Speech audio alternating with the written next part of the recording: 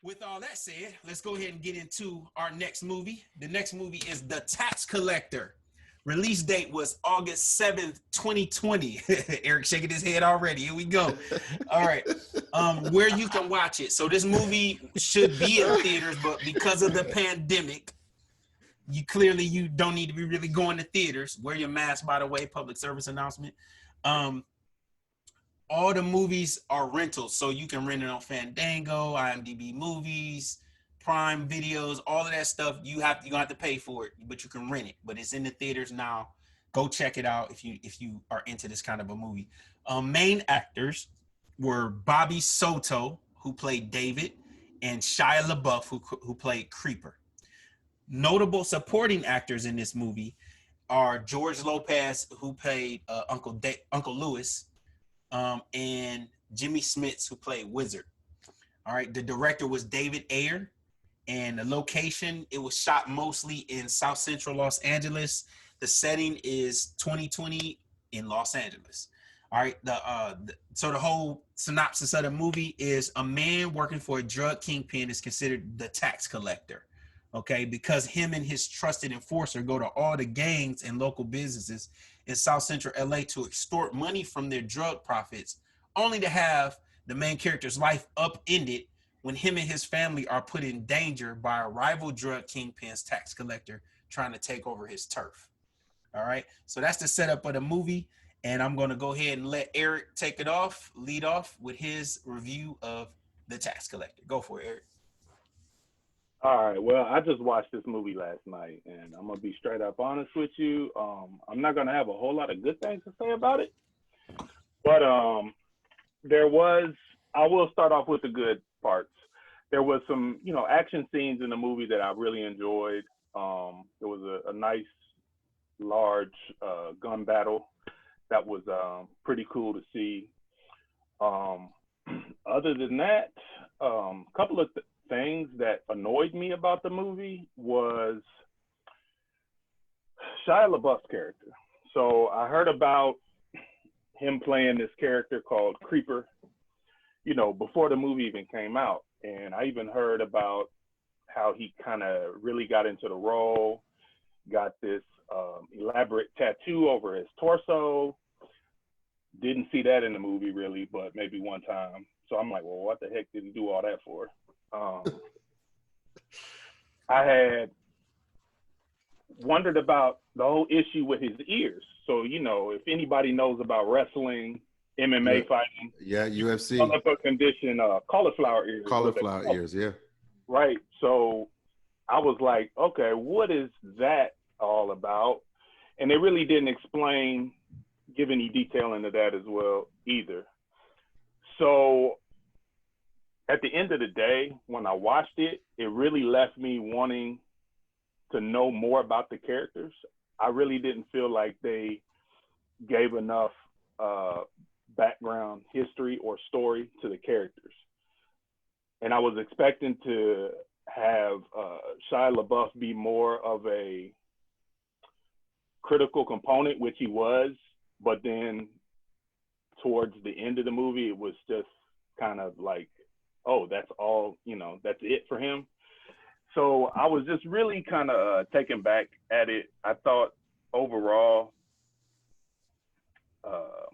they really could have gave more backstory onto the characters and kind of really focused more on why were they this way, how did they grow up, how did they get involved in this type of lifestyle. They could have touched on that a little bit more. But other than that, I did watch it. It was okay. I probably won't watch it again. So that's all I really have to say about it. I would give it. I would give it 2 reels, just because I do like Shia LaBeouf as an actor. I did like some of the action scenes in the movie, but other than that, I'm not gonna go any higher than a 2. All right, next up we got Rod P. Let's go. So I'm with E-Rock. I heard all these rumors about this movie, and I'm like, wait a minute, the kid from Transformers is about to turn into freaking Jason Bourne. Oh, I gotta see this. You know, they said all these things about him just kind of getting himself mentally like dead set into this character. So as you going through watching the movie, you're like, man, I can't wait for them to turn this guy loose. And you know, you just waiting for it to happen. And so, you know, for me, I'm like, what the heck? I'm with E-Rock. Like, hey, I'm waiting. So, you know, for me, I think that this movie missed on some things that it could have really hit on. Like this movie could have hit on some things that made this thing like outstanding, but it didn't. So, you know, what I will tell you is when what you will get to see is George Lopez uncut, which is kind of funny to see because you know you used to seeing him on Nickelodeon, you know, the George Lopez show in the middle of the night. But you know what I will also say, giving it credit, is there was a lot of pretty faces in it. Which Of in course, my you would go there. hey, I'm gonna just be honest with you. We're Yes, doing they were. critique. Yes, they were. We're doing a critique, so that's what we're gonna talk about. Listen, the fact that they had a lot of pretty faces in it, in my opinion, saved the movie. Another thing that saved the movie is there was a pretty nice, like E-Rock said, there was a pretty nice little gun scene. There's a couple of fight scenes that were pretty cool. But, you know, like I said, I would have liked to seen a little bit more out of this movie. I won't even say a little bit. I'd say a lot. I would like to seen a lot more out of this movie. What is your rating? So what's bro? your rating, man? This thing gets 2.5 from me. 5. He don't know 0.5 is hard. He loves those point. I think you went. You might have went too high on that, man. Hey, like I said, the pretty faces saved a lot of. Yeah. So for all the listeners out there, we already know who we already know where he gonna go every time. He Not already put it out necessarily. there. You guys know. Remember, that's Rod P. You know Hey, what the there's P only stand one. for, right? All right, come on, Shay Z. All right. Without wasting too much time, I'm just gonna go straight into it. I did not like this movie. I thought it had an opportunity to be a very good movie. That's kind of like how the buzz was when they advertised it. It almost seemed like the advertisers who Shia LaBeouf was going to be the main character, but he wasn't the main character. He was advertised as such, but by the time you go, or when the flow of the movie shows, David was more of the, Bobby Soto, who played the character of David, was more of the main character. And then Shia LaBeouf faded as the movie went along. And without any deeper character development for Shia or even David, I didn't quite understand the relationship between the two. I didn't understand the relationship directly between him and his father. There's just so many scenarios that they could have played into it. They missed the point on this movie, in my opinion. I was a little disappointed. It was almost, for me, it was almost like I waited to the end of the movie and finally got fully disappointed. That's how long it took, because I was expecting more and that didn't happen. But, so what'd you give it? So, I gave it a 1.5 out of 5. Really. 1.5. Yeah, I do not. I was disappointed. Yeah. All my listeners and watchers, this might not be worth their time. I'm already tell you this right now before we get to my review and Shonda's review. Looking at Shia LaBeouf's ears alone is gonna annoy you. No disrespect to all my UFC and wrestlers out there. No. I really don't even know why he's trying to advertise that in a movie. Like, that's not something. There was no storyline. Yeah, like, I didn't seriously. understand. Was he a boxer? Was he a UFC fighter? Well, the one thing, real quick, Shay the one Z, thing that before y'all start, Shay Z, I want you to take that background off because it looked like you like getting swallowed by it. Okay. Go ahead, Eric. What you saying? So the one thing that I kind of took from the whole cauliflower ear was when they flash back to Bobby Soto's character doing the MMA. Are you gonna give away some of the movie? No, well, always be thinking about that, y'all. he was doing some training in some flashback scenes, and I kind of assumed like, oh, maybe that's how Creeper, who is Shia LaBeouf's character, developed the cauliflower ear and everything. But they never really touched on that. So that's why I was going into it really I wanted to know more of the backstory, because it was just like, they just threw these people and they had these huge, enormous personalities, but it's like, they don't even tell you how they developed these personalities and why they were the way that they were. So it was like, I was just frustrated. Like, okay, are they going to explain why a dude is like this or what? Well, we see already that sure enough, in my critique, is not going to be that much, because E-Rock has definitely said mostly everything we want to say. So go ahead, sure enough. What you got to say? I mean, it's a total contrast to the first movie we actually rated. You can see almost everything we liked about the first movie is what we don't like about this next movie. The director itself didn't do a good job highlighting each one of these characters. We couldn't get into all of the characters. We couldn't fall in love with the characterizations of each person in this movie. And I agree with Rod. What really saved the movie are the beautiful honeys on this movie. Okay, because if it wasn't for these beautiful women, this movie would have been done. I mean, it's really done, to be honest with you.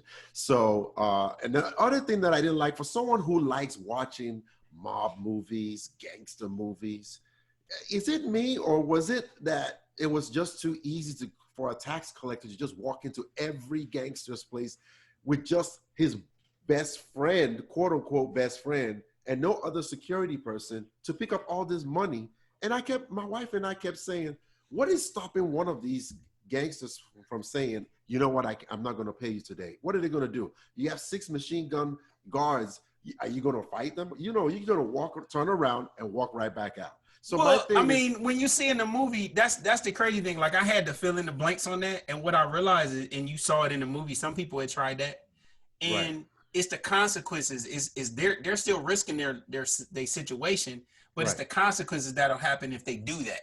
Right. Like, you could shoot a cop if you wanted to, but you know doggone well the whole force. There are consequences, and a part of me was saying that. Right, and a part of me was saying that, you know what, maybe it's this fear monger that he's been passing on. Like, they already fear these guys, so they're not even going to try to test him. So, but I just felt like that part was questionable. You know, the movie itself, I felt like they should have done a better job gathering this, even the plot. What was the plot about? I didn't understand. I understood that it's a gangster movie, but what was the plot about? How did they arrive at that position? How did he take over to become the tax collector?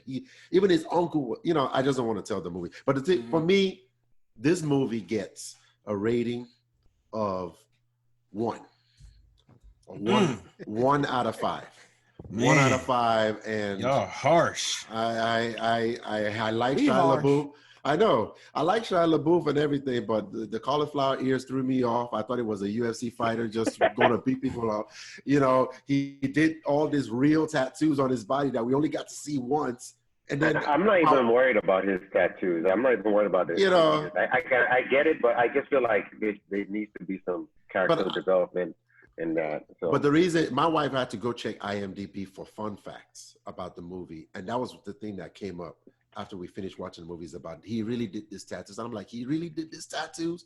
I'm like, yeah, he really did this tattoo. So you're trying to get into this character, and you really put a tattoo that no one barely saw in the movie, and it says Creeper on it. And I'm like, oh my God, this dude is crazy. Hey, let me say this, man. Don't be advertising another website on our podcast, man. Talking about some that other, even though they good though. So I guess that leaves it to me, and I'm probably gonna repeat some of the same stuff. My review. What stood out most to me was that 95% of the cast was Mexican. I like that. I like authenticity. Me too. This movie was a Mexican modern day version of The Godfather and Training Day. Although the plots were different, it was a similar premise. I absolutely did not like the casting of Shia LaBeouf in this movie. He was out of place, and there was no explanation of how he even got involved with the Mexican drug cartel. Well, It's like this white guy comes out of nowhere and he just gets like that. Explain that, man. It doesn't make sense. He highlighted it. It was a one-line highlight. They said they both robbed when they were young, in their younger days. They were both best of friends. But that's the only thing that ties them together. So there's no development. I don't like that. That was really flimsy, and clearly I missed that. And I think it's easy to miss. Right. They cast him to sell the movie. And I don't like that. I don't like when you mislead me like that. Eric said, "How dare you disrespect Godfather?" Right. Well, and I'm about to get into that in a minute. Please do, because I'm not letting that Training Day slide either. Okay. Well, you gonna let it slide out? I got a very good argument for that. I'm listening. The common tropes of how ruthless Mexican cartels are was definitely put on full display. Okay. This film is graphic. So no kids, this is a graphic movie. And just like Training Day, it had me wanting the bad guy to defeat all his enemies. Okay. So even the quote unquote good guy was a bad guy, but I wanted him to succeed in the movie. So that was a good thing. And maybe I'm the only person that wanted Denzel Washington to get away in Training Day. I wanted him to get away. So there were no heroes in this movie. It was all evil, but the strong sense of family was promoted throughout the movie. Although it contrasted with the brutality shown in the film, this movie had great special effects and action, but lacked on the storyline and subtitles for those who do not speak Spanish. Okay. I had a problem with that. I was like, okay, I want to know what they're saying here, you know? Me too. So that was a problem. So those are some of the things I didn't like, some of the things I did like. And there's a fun fact. This film has the same director, David Ayer, from Training Day. So he directed Training Day? He directed Training Day. Then he what? He should slap himself. He needs to slap himself. And the Suicide Squad. And the Blood OG Bone is the same actor and character from Training Day. And I knew I recognized it. He just looked a little older in this movie. Hey, that's the dude Suge Knight ran over in his truck. In the movie? Suge Knight. Remember when Suge Knight ran over those two people? He killed one of the guys. Okay. That's the other guy? That own guy was the other guy that got ran over. Oh, I didn't know that. Okay. Yeah, the Blood OG Joe. He was one of the interviewers when they did the documentary on the Bloods versus the Crips. I think it was either ESPN did the Bloods versus Crips, 30 for 30. He was one of the. He said he was retired, but every time he's in the movie, he's playing the blood role. The same character. Same character. I ain't mad at it though. So my rating ultimately is 2 reels. So that gives us an average score of 1.8, which means it's below the 3, which means it gets a gray broken clock. And it's not worth you guys' time. If you like action, it's great on that, but it's not worth their time. Too many plot holes. Shia LaBeouf is out of place. It's not worth their time. And I agree. What really annoyed me the most was like I heard all about this. I'm like, oh, this dude got a real life tattoo on his torso. Like, oh, this. I didn't know that. No, it's real. We've already seen things of him going mental anyway. Yeah. And then the only time that I kind of saw it was when it was laid out. Yeah. So that part, he missed me with that one because when my wife was telling me I said no, he did not. She showed it to me. I was like, he did all that tattoos for real? And I was like, for what? Well, what happens when you get a lot of money and you ain't got nobody to keep you down to earth? Me personally, I could care less if he put a real tattoo or a fake tattoo. For me, as a movie watcher, and I'm sure for our audience, I'm more about the plot, the character development, or the content. So for me, I mean, I could care less. He should have a tattoo. It could have been so much better. It could have been so much better. It had so much promise to be a better movie, and they dropped the ball in terms of. But this might be going off topic for me. because Well, don't go off topic because we got a whole other section to go. It's on the freaking. It's on the movie. Well, we didn't beat a dead horse. We didn't killed it already. Yeah, if you're Let's just move on to. I don't think everybody knows it's a bad movie.